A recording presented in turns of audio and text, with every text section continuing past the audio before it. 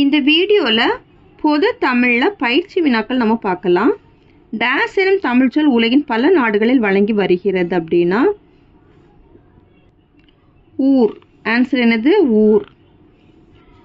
மலையை குறிக்கும் வட சொல் டேஸ் ஆகும்? கிரி. கீழ்கண்டவற்றில் எது குறிஞ்சி நில ஊர் பெயர்கள்? இவை அனைத்தும். மலை, குன்று, ஊர் இது எல்லாமே என்னது? குறிஞ்சி நில ஊர் பெயர்கள். குறிச்சி என்பது டேஸ் என்ற சொல்லிலிருந்து வந்த சொல்லாகும்னா குறிஞ்சி. ஆற்காடு என்பது டேஸ் மரங்கள் மிகுந்த பகுதியாக விளங்கியதுன்னா அத்தி. பழங்கால மக்களால் வேலியிட்டு பாதுகாக்கப்பட்ட பகுதிக்கு டேஸ் என பெயர்? பாடி. மாங்காடு என்ற பகுதியில் மிதந்த இருந்த மரங்கள் டேஸ் ஆகும் அப்படின்னா மாமரம். பட்டி எனப்படுவது டேஸ் அடைக்கும் இடமாகும்? ஆடு மாடு. ஊர் என முந்தைய காலத்தில் குறிப்பிடப்பட்ட பகுதியில் மிகுந்த வளம் என்னன்னா நிலவளம், நீர்வளம், பயிர் வளம் இவை அனைத்தும் தான் ஆன்சரு. கடம்பத்தூர் என்னும் பகுதியில் சூழ்ந்து இருந்த மரம் டேஸ் ஆகும்னா கடம்பு மரம். வேப்பேரி, சீவலப்பேரி, பேராவூரணி ஆகிய டேஸால் பெயர் பெற்ற ஊர்கள் அப்படின்னா நீர்நிலைகள். பழங்காலத்தில் கடற்கரையில் உருவான பேரூர்கள் டேஸ் எனப்பட்டன? பட்டினம். கீழ்கண்டவற்றில் எது நெய்தல் நில ஊர் பெயரை குறிக்கின்றன?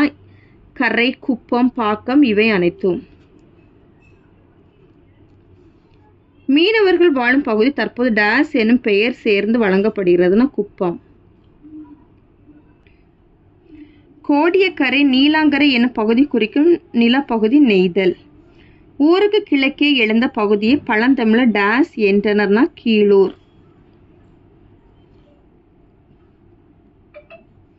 மதுரையின் பழங்கால பெயர் எதுனா மதிரை. கோயம்புத்தூருக்கு வழங்கப்பட்ட பழந்தமிழாக்க பெயர் என்ன அப்படின்னா கோவன்புத்தூர். கீழ்கண்ட எந்த ஊரில் கோட்டை அமைந்திருக்கிறது அப்படின்னா கந்தவர்வ கோட்டை, தேவக்கோட்டை, நீலக்கோட்டை இவை அனைத்தும். தென் பழஞ்சி என்னும் ஊர் குறிக்கும் திசை எது? தெற்கு. நாயக்க மன்னர்கள் தமிழகத்தை எத்தனை பாளையங்களாக பிரித்தனர்? 72. ஊர் பெயர்கள் மருவி வழங்க காரணம் என்ன அப்படின்னா ஆட்சி மாற்றம், வேற்றின கலப்பு, கால சுழற்சி. ஆன்சர் இவை அனைத்தும். ராஜபாளையம், குமாரபாளையம் போன்ற ஊர்களை ஆட்சி செய்தவர்கள் டேஸ் ஆவர்? நாயக்கர். பழங்காலத்தில் கடற்கரையில் உருவான சிற்றூருக்கு வழங்கப்பட்ட பெயர் என்னன்னா பாக்கம். ஆற்று என்பது டேஸ் பாய்வதால் உண்டான பெயர் ஆகும்னு ஆறு. அவ்வளோதான் இந்த வீடியோ. தேங்க்யூ.